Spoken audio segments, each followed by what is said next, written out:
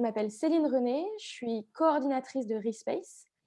Respace est une initiative partagée par Faber Novel, Maison et Objets et Morning autour des réflexions autour des espaces de travail, avec la très grande conviction que les espaces de travail sont en pleine transformation, que les méthodes de travail ont changé, que les outils ont été transformés et que maintenant, c'est surtout aux espaces de travail qu'il devient de se transformer aussi pour s'adapter à cette nouvelle organisation. Respace, Respace, l'objectif, c'est de proposer des temps d'échange, des temps d'apprentissage, d'expérimentation, comme on a ce matin, pour échanger, répondre à des questions, trouver ensemble des solutions à travers des petits déjeuners comme ce matin, des learning expéditions qu'on pourra reproposer dès qu'on a une ouverture et dès qu'on peut sortir de chez nous. Il y en a qui sont prévus. On espère pouvoir les tenir. En ce moment, c'est quand même un peu un challenge, mais on espère pouvoir continuer à vous les proposer et des webinars. L'idée étant vraiment de casser des silos aussi, de proposer des réflexions qui sont entre des expertises, donc qui ne soient pas seulement RH, seulement immobilier ou seulement techno, mais toujours à l'interstice entre les différentes expertises, parce que c'est là où vraiment nous croyons qu'il y a des choses à imaginer, des nouvelles manières de faire et des solutions à trouver aujourd'hui. Sachant que bien sûr, on s'en rend bien compte, personne aujourd'hui a vraiment la solution et que c'est vraiment dans les échanges qu'on pourra les trouver ensemble. Et c'est vraiment tout l'objet de ce que nous proposons avec Respace. Merci beaucoup à tous. Ce qu'on vous proposait ce matin, c'était un petit déjeuner pour réfléchir à l'expérience utilisateur dans les bureaux grâce au digital et en fait cette notion d'hybridité qui s'est accélérée avec la crise, avec de plus en plus des collaborateurs qui vont être à la fois à distance et en présentiel, et donc un parcours, une expérience collaborateur qui va aller au-delà des espaces de travail. Et en même temps, dans les espaces de travail, comment faire pour qu'il y ait ce lien, il y ait cette expérience fluide entre ceux qui sont présents et ceux qui sont à distance. Donc voilà, c'est vraiment tout cela qu'on voulait interroger avec vous, réfléchir ensemble. C'est des sujets qu'on voit beaucoup apparaître à la fois chez nous dans nos propres bureaux, parce que c'est aussi un bon endroit pour se rendre compte des problématiques, et puis dans tous les échanges qu'on peut avoir avec des entreprises sur comment créer cette unité, comment continuer à travailler, à collaborer, à être innovant, même si on est à distance. Et donc, comment faire sauter certains freins qu'on peut voir aussi apparaître avec cette hybridité qui se développe. Je vais laisser la parole à Valérie et Anthony, que je n'ai pas présenté, mais un peu volontairement pour qu'ils puissent le faire maintenant. Donc, Valérie et Anthony, je vous laisse la parole. Donc, Valérie représentant Sagaise et Anthony Faber Novel. Et ils vont nous parler de ça. Donc, juste pour vous donner un peu de visibilité, on va commencer pendant un quart d'heure avec leur présentation avant d'avoir un retour d'expérience de la part de Déborah sur Pernod Ricard, et on se gardera vraiment un temps d'échange et de partage pour partager à la fois les problématiques, les réponses, les choses qu'on a pu voir les uns les autres en dehors dans nos propres expériences. Voilà, Valérie, Anthony, je vous laisse la parole et puis je passe les slides. N'hésitez pas à me dire si je suis en avance ou en retard. Merci. Donc Valérie Parenti, je suis directrice associée chez Sagazan Partners. Je m'occupe du développement et notamment et beaucoup de développement sur la partie d'immobilier tertiaire, donc tout ce qui concerne l'aménagement des espaces de travail. Voilà, donc ça fait 20 ans que je suis à l'agence et j'ai développé cette compétence autour des espaces de travail. Maintenant, ça fait plus de 10 ans. Je te Et laisse parler. ouais, bonjour à tous. Anthony Leroy, j'ai fait Novel, comme le précisait Céline. Ça fait bientôt 6 ans. Je suis directeur de projet. En fait, je suis surtout spécialisé dans les projets qui ont une dominante physique. Donc, ça peut être de la conception de dispositifs, d'objets, de produits, mais de plus en plus la conception de nouveaux espaces de travail. Jean-Christophe en parlait, on conçoit chez Faber Novel depuis longtemps des expériences numériques. Et là, l'idée, c'était de constater que le numérique, comme le disait Céline, a transformé un grand nombre d'usages et qu'on ne peut plus le cantonner seulement à des écrans et des interfaces homme-machine, on peut le dire par le passé. mais bien de comprendre aussi comment les usages ont été bouleversés dans nos vies et dans nos lieux de travail. Donc, on va effectivement vous partager ce matin un certain nombre de convictions issues de projets qu'on a menés et chacun de notre côté, et puis ensemble avec Valérie pour vous faire réagir et lancer les discussions et accueillir aussi vos retours d'expérience. Juste avant de commencer, on accueille aussi Sigrid de Accor. Je ne sais pas si vous nous entendez bien, Sigrid? Oui, vous Oui, m'entendez? oui, c'est bon. Ouais, je suis On vous connectée, mais je suis en réunion en parallèle, excusez-moi. J'avais oui, prévenu. oui, c'est vrai, tout à fait. Donc Sigrid de Accor Hotel, donc qui nous suit en parallèle, c'est l'avantage du Figital, c'est pouvoir suivre plusieurs réunions en même temps. Donc elle est avec nous sur le côté pour réagir ou poser des questions entre deux prises de parole de son côté. Merci beaucoup. C'est bon, je vous laisse la parole. Ok, donc pour commencer, on s'est donné plusieurs convictions par rapport à cette thématique de comment améliorer et fluidifier l'expérience des utilisateurs au bureau. On se dit qu'il y a un premier point, c'est qu'aujourd'hui, il y a une explosion de ce qu'on avait avant, c'était l'unité de temps et de lieu. Et qu'on on n'est plus du tout dans cette façon de penser-là, et que c'est pour nous, en tant que designers architectes, un vrai changement de paradigme. Parce qu'avant, on pensait unité de lieu, hein, j'aménage mes espaces dans un bâtiment, et unité de temps, je pense aux usages que je vais faire dans ce bâtiment à la journée. Et ce qui se passe aujourd'hui, c'est que, avec ce qu'on vient de vivre, c'est qu'il y a cette explosion. On n'est plus dans cette unité de lieu, puisqu'on est en télétravail chez soi, on va au bureau, ou on peut aller aussi dans un tiers-lieu demain.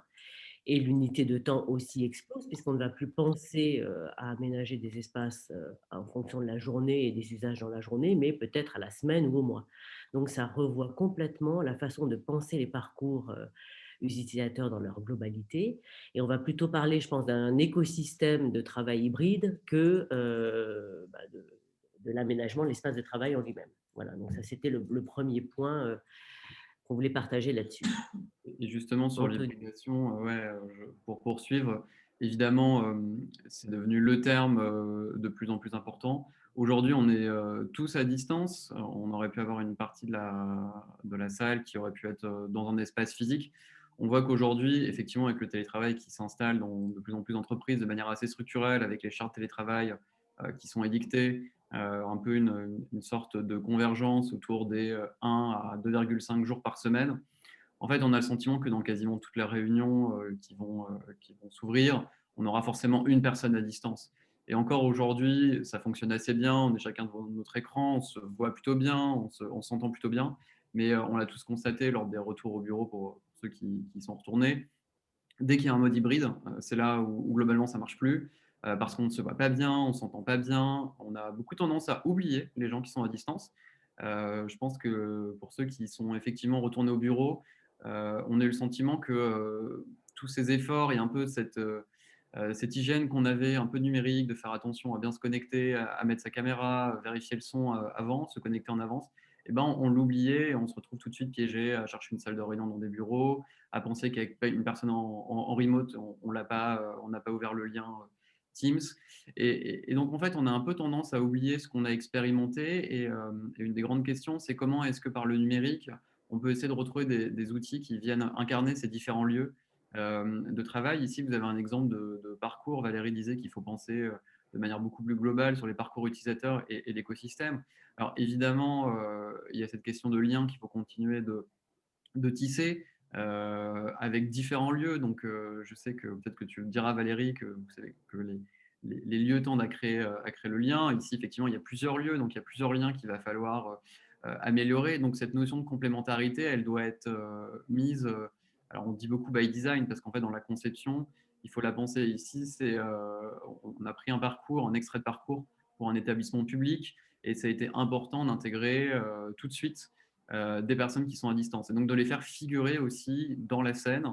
On voit que dans la manière dont on a imaginé la position des éléments, on a deux dispositifs numériques qui sont importants. Celui qui est à droite du petit présentateur debout, qui effectivement permet de présenter quelque chose. Mais on s'est dit qu'on voulait dédier une interface, un dispositif numérique au petit bonhomme à lunettes qui est chez lui de loin pour être sûr qu'il voit tout le monde, que tout le monde le voit, qu'il entend tout le monde et que tout le monde puisse l'entendre. Et aujourd'hui, il y a un peu cette question de se demander comment est-ce qu'on s'assure bien que ceux qui sont ailleurs, ils sont aussi dans la pièce en les incarnant, en les figurant. Alors, sans aller jusqu'aux, vous savez, les petits robots de téléprésence qu'on voit parfois dans certaines conférences, mais au moins de se dire qu'il y a des dispositifs un peu légers, rien qu'un écran, un iPad ou un élément pour s'assurer que ceux qui sont loin, ceux qui sont dans d'autres lieux sont avec nous. Et donc ça, c'est un peu la question du lieu, mais il y a la question du temps. Il y a un géographe qui a dit une très belle phrase, c'est qu'on a souvent cherché à aménager l'espace pour gagner du temps et on a peu fait le contraire, c'est-à-dire aménager on a peu aménagé le temps pour gagner de l'espace et aujourd'hui c'est ce qu'on cherche à faire, c'est gagner de l'espace, investir de nouveaux espaces et donc ça pose un peu la question des temps et ça pose pour moi un point qui n'est pas souvent levé, c'est la question de la synchrone. Ici on s'est tous connectés en même temps, on va discuter, dialoguer en même temps. Mais de plus en plus, on peut réfléchir à une nouvelle manière de tenir des réunions, de collaborer, voire d'innover. On pourra revenir sur ce point. C'est peut-être aussi de miser sur la synchrone avec une certaine nouvelle culture de l'écrit qui peut aussi être propice pour certains types de personnalités, de davantage s'exprimer, de mieux tracer les décisions, de mieux comprendre ce qui a été fait, de parfois mieux saisir une culture d'entreprise. Et puis, la culture de l'écrit, c'est ne pas s'attendre, c'est comprendre de quoi on parle lors d'une réunion, c'est pouvoir la rattraper si on l'a manqué. Et il y a des exemples assez intéressants, notamment une surtech Alan, qui bien avant la crise ne tenait quasiment aucune réunion de manière synchrone, le faisait beaucoup par écrit et on voit, sans passer à cet extrême, une certaine efficacité aussi de miser sur des nouveaux types de temporalité et notamment cette dimension asynchrone. Sur la partie et donc du coup ça pose la question aussi ce travail ce travail hybride, ça pose la question et de plus en plus de la technologie, ça pose la question de l'unité et de l'équité. On se disait avec Anthony qu'il y a une espèce de caricature entre les geeks d'un côté qui s'y mettent très facilement et de l'autre ceux qui ne le sont pas et qui sont laissés pour compte de l'autre côté de la rue. Ce n'est pas forcément vrai parce que ce qu'on voit nous, c'est que le fait de ne pas être présent et d'être en télétravail tout le temps, de ne pas pouvoir revenir au bureau, c'est plus préjudiciable, je dirais, pour les jeunes qui ont besoin d'apprentissage, qui ont besoin de se créer une culture d'entreprise et qui ont besoin justement d'être dans leur équipe pour être motivés, pour avancer, pour se former. On voit qu'il y a quand même aussi un besoin pour eux d'être en présentiel. Après, comment créer ou comment régler cela avec les nouveaux modes de travail hybride. Ça, je te laisse aussi, Anthony, en parler de ton côté et te laisser ton point de vue. Ouais, parce que c'est vrai que l'équité, en fait, on se rend compte dans les projets que l'équité au digital, évidemment, elle n'existe pas tellement. Le digital, c'est un peu ce nouveau matériau qui s'est complètement immiscé très fortement dans nos vies.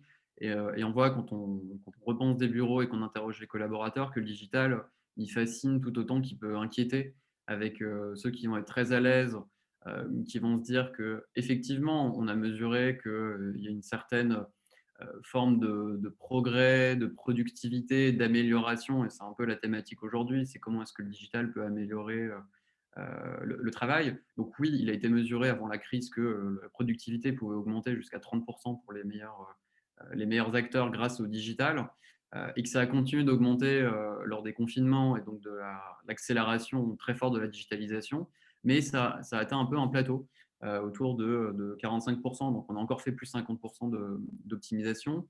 En revanche, il faut effectivement penser à cette fracture, puisqu'aujourd'hui, on ne peut plus faire sans digital avec l'ensemble des réunions qui peuvent se tenir à distance. Et ça nous semble important de comprendre évidemment les valeurs d'une marque, mais aussi la manière dont les gens travaillent, les outils du quotidien, pour s'assurer qu'il y a cette équité du digital et que on ne soit pas aveuglément à penser que plus de digital égale plus de productivité et certainement une meilleure expérience au travail. Ce n'est pas qu'une expérience la plus productive.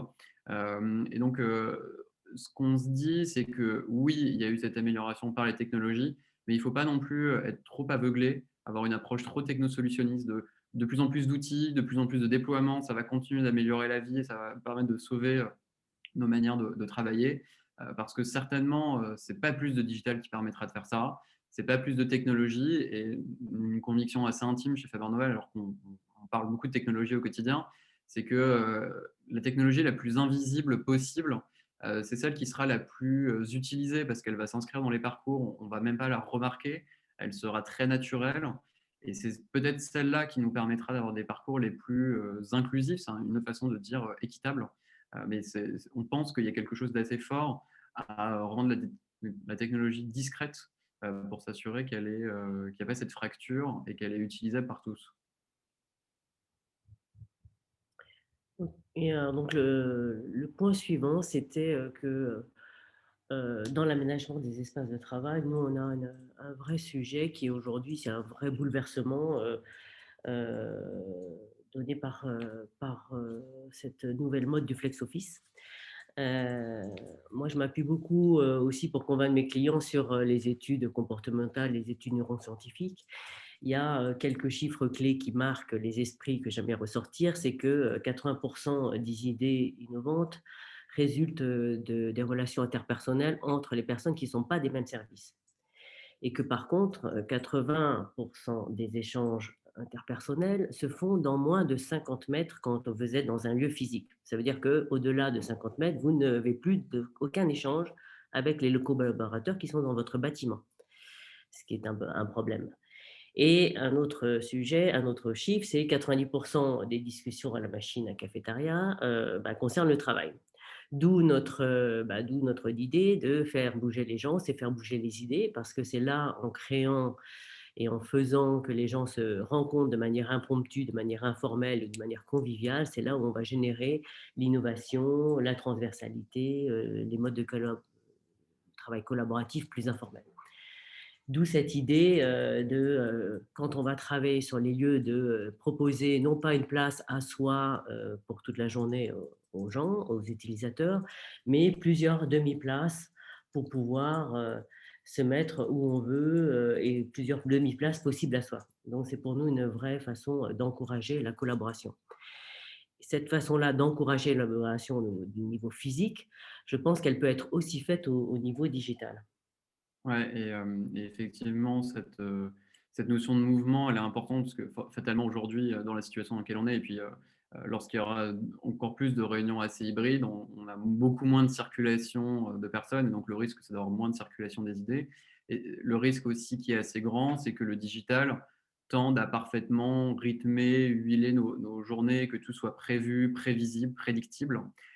Et que finalement, il n'y ait plus cette irruption, cette immixtion de nouvelles personnes, de nouvelles idées auxquelles on ne s'attendait pas. Valérie, tu soulignais à quel point c'était important aussi dans l'innovation de percuter à la fois par des personnes et par des idées. Et aujourd'hui, on ne l'est plus vraiment percuté, puisqu'on organise notre journée, on passe d'une réunion à l'autre. Et, et donc, il semble assez important pour certains points, pour la manière dont on doit tenir des réunions. Nous, l'un de nos métiers chez Faber Novel, c'est aussi de faire de la conception, d'imaginer des nouveaux produits et des services. Ce qu'on cherche à faire, c'est assez simple, c'est de dire que les règles qu'on a parfois tendance à édicter lors des réunions, de tout le monde coupe son micro, tout le monde lève la main pour prendre la parole, aujourd'hui, c'est des choses qui ne permettent pas vraiment de faire circuler les idées. Alors, on pourrait nous rétorquer que s'il y a trop de monde, on ne s'entend plus. S'il y a trop de monde, ça veut dire qu'on ne peut plus vraiment faire de l'innovation et de l'idéation. Il y a très longtemps, on parlait de la règle des pizza teams, vous savez, dans la Silicon Valley, où on se disait que si on était trop nombreux et qu'on n'arrivait pas à se nourrir sur une même pizza, c'est-à-dire qu'il fallait avoir moins de monde dans la salle. C'est un peu la même chose. Si on trouve qu'on est trop nombreux, que c'est le bazar parce qu'on a tous nos micros actifs en même temps, alors ça veut dire qu'il faut revoir notre façon de travailler. Et un constat qui est assez fort, c'est qu'on a eu tendance aussi dans les réunions à beaucoup moins les préparer, beaucoup moins questionner les outils, fabriquer des éléments pour permettre de travailler ensemble. Alors, il y a plusieurs types de dispositifs. Il y a la photo en haut, c'est les dispositifs de téléprésence avec justement des gens qu'on voit presque comme s'ils étaient en face de nous, presque à taille réelle.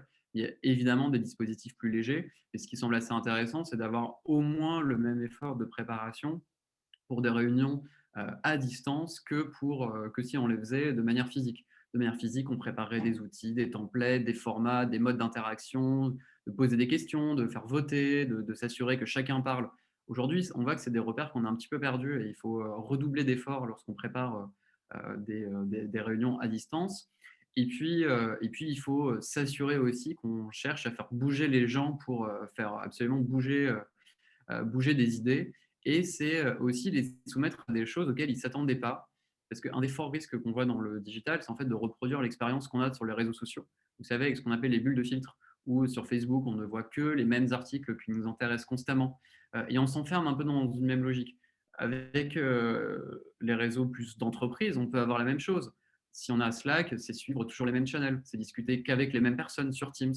Et donc, nous, ce qu'on cherche à faire dans les dispositifs ou les expériences qu'on imagine, c'est aussi de percuter les gens avec des nouvelles informations, donc pour s'extraire de ces filtres et parfois utiliser aussi le beau, l'utilité, de montrer des éléments un peu plus contemplatifs pour créer ces éléments de répit. Et c'est quelques exemples qu'on a mis ici. Et le premier, il vise aussi, par exemple, à expliquer à des employés qui peuvent passer à côté de certaines informations, certains channels, certains canaux qui peuvent oublier. Et donc, on cherche comme ça à faire circuler les idées très fortement. Si ce ne sont plus les gens qui viennent vers les idées par le digital, on cherche à les envoyer vers eux.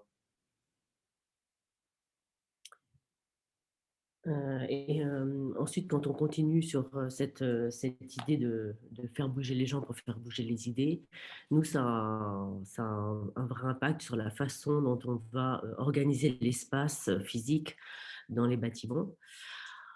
Jusqu'ici, et ça fait maintenant un certain temps qu'on est sur cette règle, moi je dis qu'on est sur la règle des 80-20 et qu'on va passer à la règle des 3/3. 80-20, c'est quoi? C'est 80% d'espace de travail, soit fermé, soit ouvert, et 20% d'espace de réunion. Et donc, dans cette façon d'organiser l'espace, on n'avait aucune manière de pouvoir justement générer les collaborations ou les relations et les échanges impromptus et conviviaux et informels.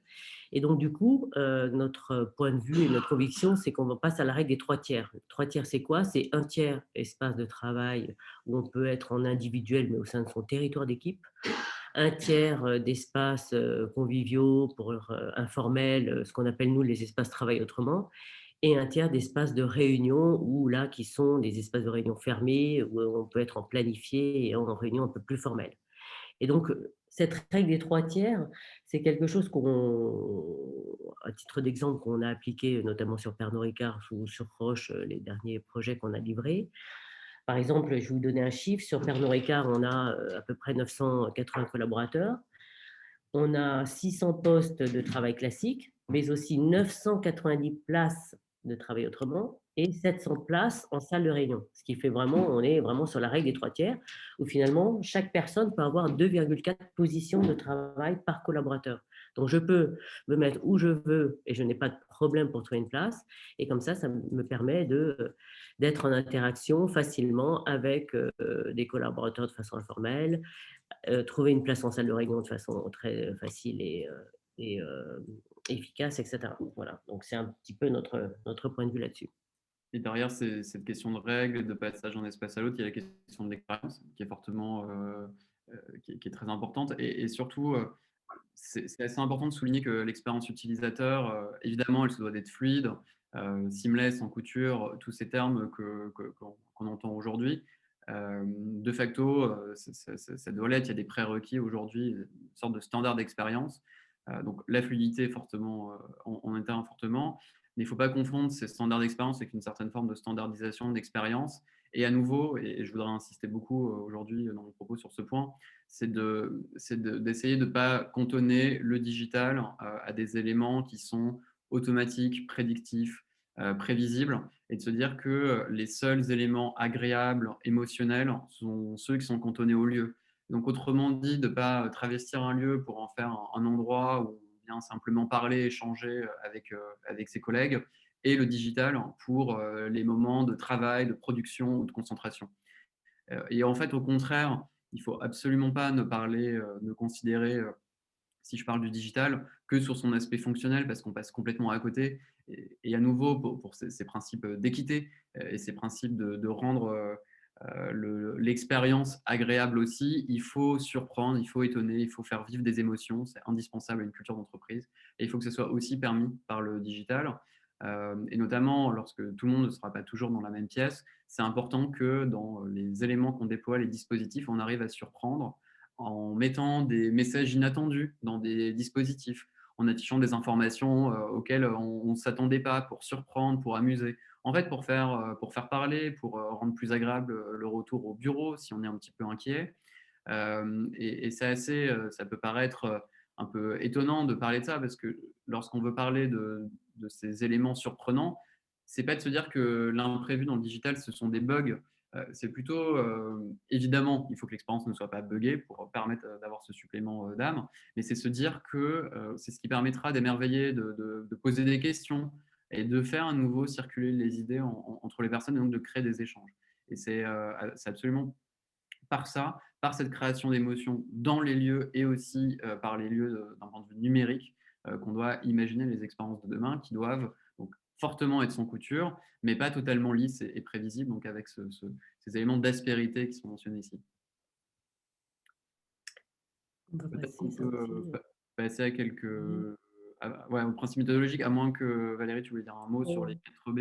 Non, non, non, il vaut mieux avancer sur la principe méthodologique par rapport aux convictions les quelques convictions qu'on s'est partagées. Le premier point, c'est, nous, on y croit vraiment, c'est qu'il faut enfin traiter l'expérience de manière globale. Et c'est pour ça d'ailleurs qu'on a créé ce partenariat entre Sagez et Faber-Novel, parce qu'on ne parle plus de canal, d'omnicanal, de figital, mais on parle finalement en présence ou à distance.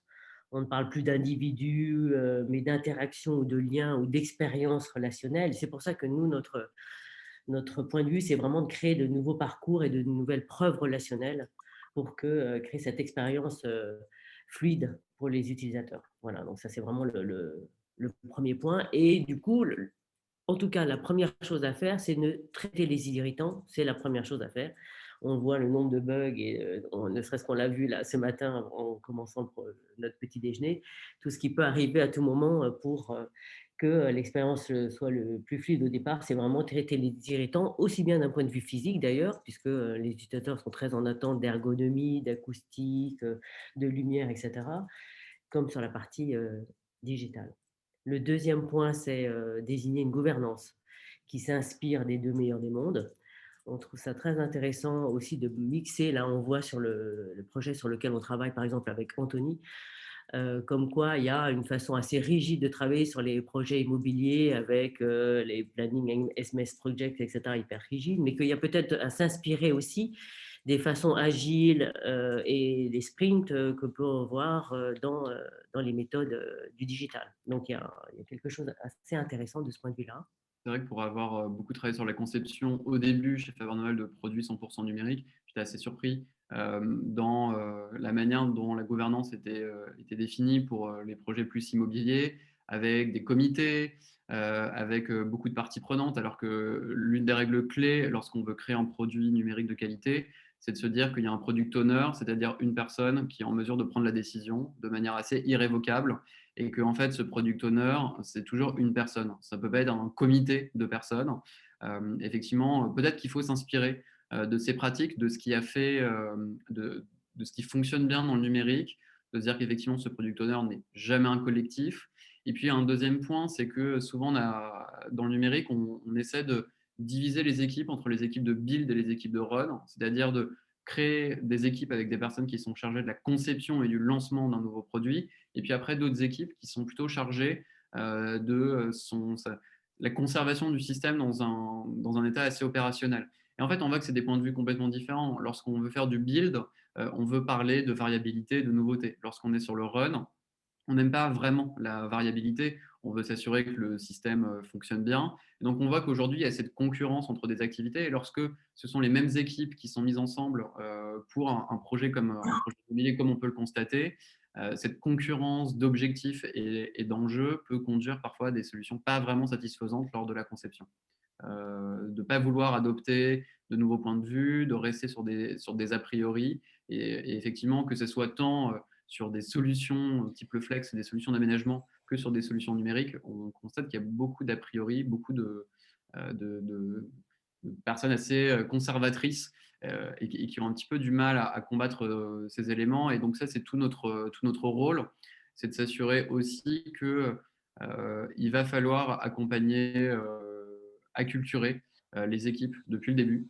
Dès le début, c'est certainement d'essayer de créer un peu un électrochoc en inspirant, en montrant des exemples qui détonnent, et puis de continuer à ces efforts, de s'assurer que les convictions fortes sur lesquelles on se base au début des projets, eh bien, on continue de les véhiculer, de convaincre absolument l'ensemble des comités projets pour s'assurer qu'on ne revient pas à cette position initiale un peu par gravité lorsqu'on tente un peu d'introduire des nouveaux éléments pour que ça puisse prendre. Parce qu'on voilà, ce sentiment un peu conservateur de vouloir réutiliser les fonctionnements, un peu l'héritage, ou parfois des lieux un peu patrimoine ou des technologies patrimoine, on sent que ça a tendance à fortement revenir. Et donc cet accompagnement, il ne doit jamais s'arrêter tout au long du projet.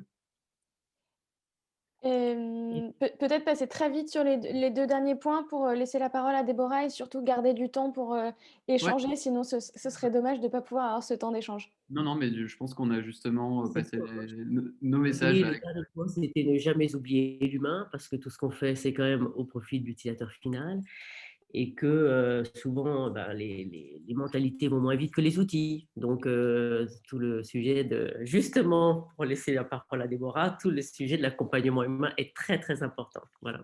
Voilà, merci, Valérie.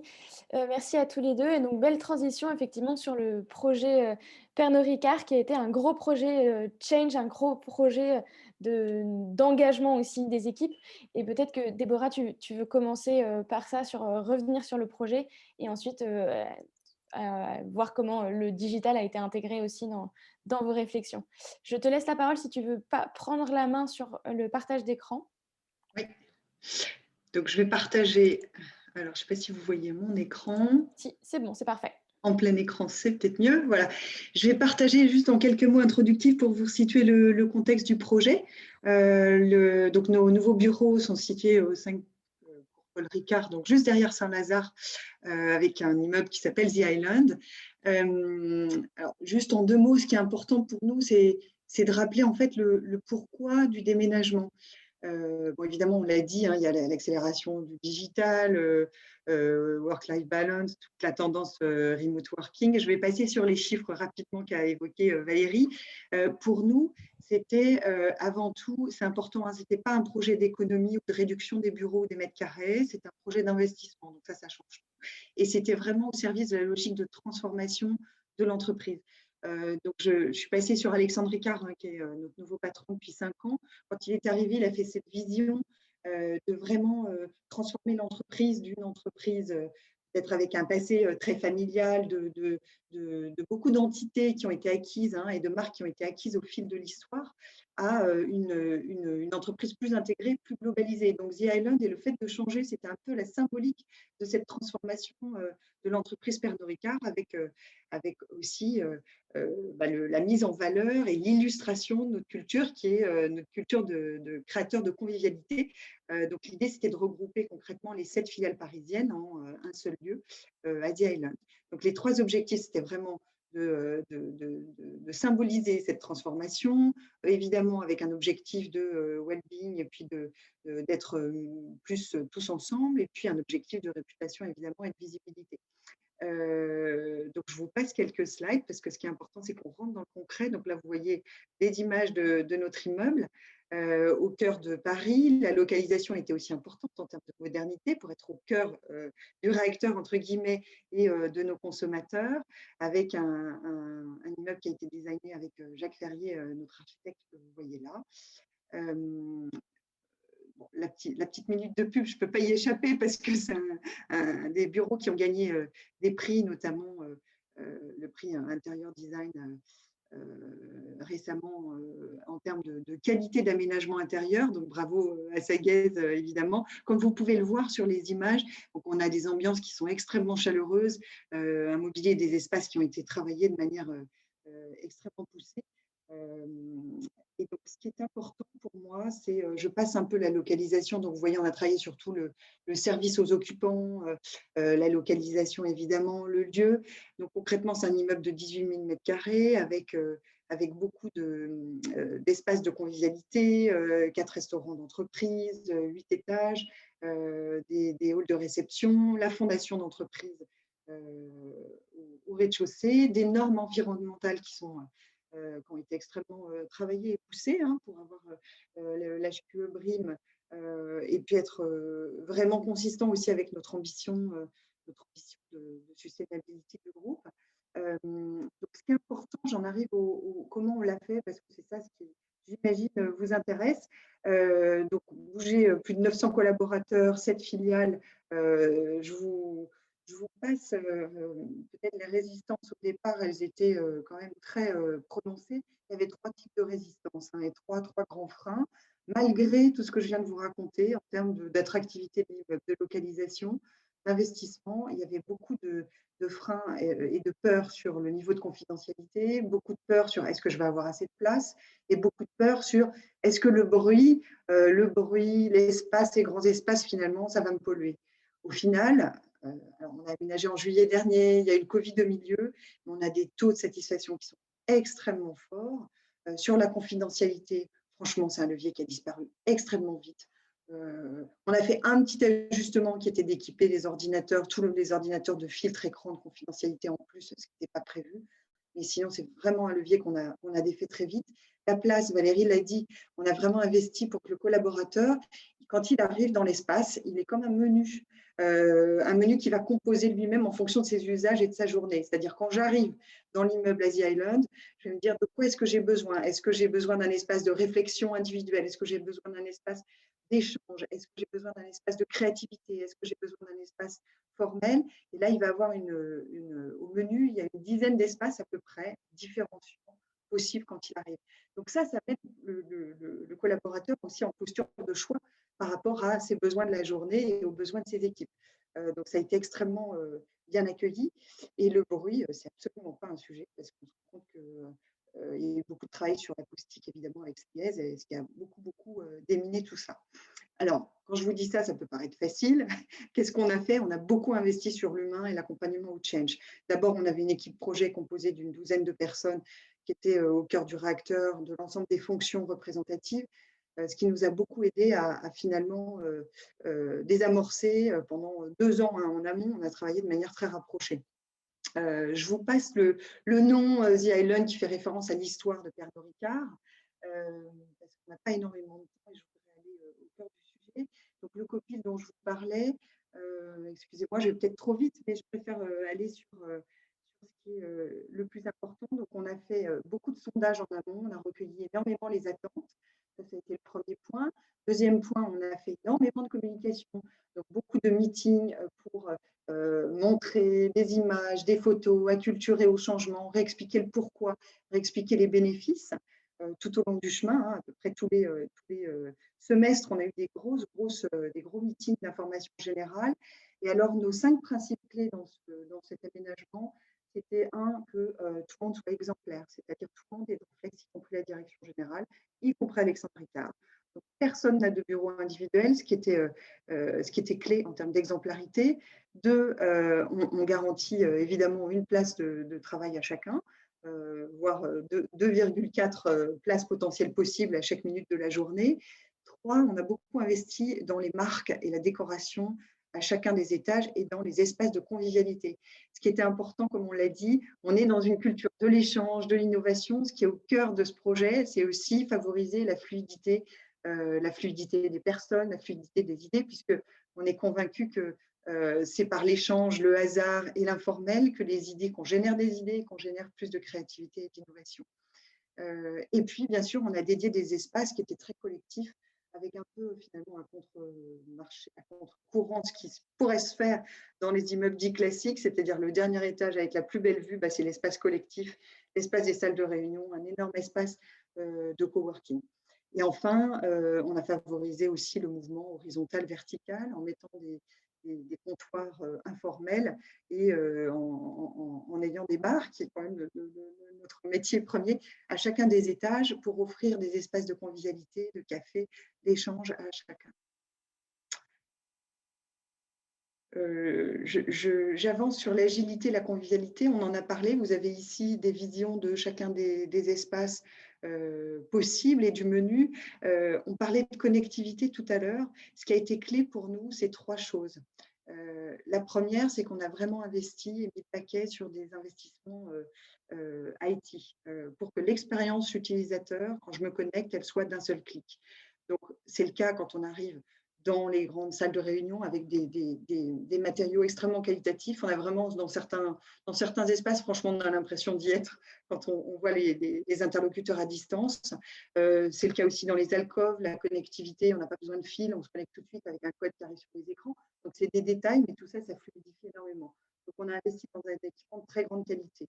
Au départ, en l'aménagement, on a mis énormément le paquet sur des IT ambassadeurs, c'est-à-dire toutes les équipes IT étaient mobilisées, étaient là dans chaque salle, qui nous aidait à nous mettre en main les outils et à faire en sorte de couper court à tout dérailleur potentiel à l'arrivée. Donc, tout le mois de juillet et d'août, quand on est arrivé, il y avait ce service sur place qui nous a beaucoup aidé à prendre en main. 2, on a beaucoup investi sur les espaces de convivialité. On n'a pas eu le temps d'aller jusqu'au bout à cause du Covid, mais on a le projet de mettre en place des petits déjeuners à chaque étage, un peu façon event, pour en fait instaurer un parcours collaborateur et pour qu'il puisse y avoir des surprises à chacun des étages et qu'on ait cette espèce de finalement de fluidité entre les étages. Et 3, on a beaucoup investi sur les boussoles d'orientation, ce que j'appelle les boussoles de navigation, que ce soit dans tous les écrans à chacun des étages ou qui sont tactiles, donc vous pouvez vous repérer en permanence en direct, réserver des salles de réunion évidemment, et surtout une appli qu'on a développée avec Schneider, qui est une boussole de navigation. Vous pouvez réserver en ligne, vous rencontrer, vous connecter avec les utilisateurs, prendre soin des espaces de travail aussi. Ça, c'était important que chacun soit responsable de sa maison. C'est-à-dire, vous voyez une tache de café sur une moquette, bah, vous pouvez tout de suite cliquer sur l'appli et le faire remonter. C'est des petits détails, mais c'est aussi comment est-ce que, en tant que communauté occupant de notre nouvelle maison, on prend soin des espaces. Et puis avec évidemment beaucoup de canaux de communication sur tous les events liés à la vie dans l'immeuble, et notamment la fondation qui va arriver, un certain nombre d'expositions, etc. Voilà pour ce que je voulais vous raconter. Donc là, en illustration, les marques que vous voyez à chacun des étages, avec beaucoup de travail de décoration aussi. Un point important, c'est qu'on se rend compte qu'avec le Covid, il faut que l'expérience, elle soit, comme disent les Anglais, worth to come au bureau. Quelque part, c'est aussi offrir quelque chose de très différenciant, un moment très convivial et puis une expérience physique qui en vaille la peine, entre guillemets, si je peux aller jusque-là. Aujourd'hui, on a, donc évidemment, pardon, je continue sur la nourriture aussi. On a beaucoup fait attention à ce que ce soit très, très qualitatif. Ça aussi, ça fait partie de l'attractivité des bureaux. Et voilà pour tous ces éléments. Alors, si je devais synthétiser, une fois que je vous racontais ça, ça paraît facile. Ce qu'on a fait, c'est qu'on a investi énormément dans des workshops et de la communication, comme je vous l'ai dit. Beaucoup de workshops pour co-créer, co-designer les espaces, que ce soit le macro-zoning ou le micro-zoning. Donc, on a réuni les collaborateurs, on leur a fait beaucoup de visites, comme vous voyez à l'écran, en amont pour leur donner envie de découvrir les espaces et que ce ne soit pas un one-shot quand ils arrivent dans l'immeuble. Donc, quand ils sont arrivés, c'était quasiment, finalement, l'immeuble était assez approprié. Beaucoup de workshops collaboratifs pour exprimer les craintes, les résistances, les bénéfices, co-aménager, co-créer des espaces par équipe. Comme vous voyez, on est allé jusqu'à jouer aux aménagements concrets des espaces. Et puis, bien sûr, le paquet aussi dans l'onboarding quand on est arrivé sur place. Si je devais reprendre le point que vous avez évoqué, le point sur lequel on se casse tous les dents aujourd'hui, même si on a des très beaux espaces de travail qui suscitent énormément d'envie, de satisfaction, on est toujours sur cette expérience hybride dont vous avez parlé. qui est un vrai challenge pour les équipes quand elles sont à distance et en présentiel, même si vous avez les plus beaux espaces, la plus belle qualité d'interface, la plus belle qualité d'équipement. On se rend compte que le levier à investir, c'est vraiment le levier managérial pour qu'on puisse décupler le travail de coaching dans les séquences de réunion. On croit beaucoup au changement des comportements. Donc, c'est comment est-ce qu'on apprend aux managers à avoir une palette plus différenciée de meetings possibles, qu'on soit moins dans des meetings top-down, qu'on soit beaucoup plus dans des meetings de créativité, d'innovation, même à distance, puisque c'est possible. Mais c'est vrai que ça demande beaucoup plus de travail de préparation et ça demande des skills qui sont encore peu développés aujourd'hui, il faut le reconnaître. Donc, on est en train de regarder le marché, mais c'est vrai qu'il n'y a pas beaucoup aujourd'hui de prestataires, de partenaires qui sont sur ce créneau-là. On a tous été un peu pris de vitesse aussi avec le Covid. Donc, moi, je crois beaucoup à cet investissement et cette palette de nouvelles skills pour les managers quand ils animent les réunions. Voilà pour tous ces sujets. Un très grand merci d'avoir participé. Et puis, je vous souhaite une très bonne continuation et une bonne semaine. Merci beaucoup. Merci beaucoup. Bonne journée à tous. bonne journée. Bonne journée. Merci beaucoup.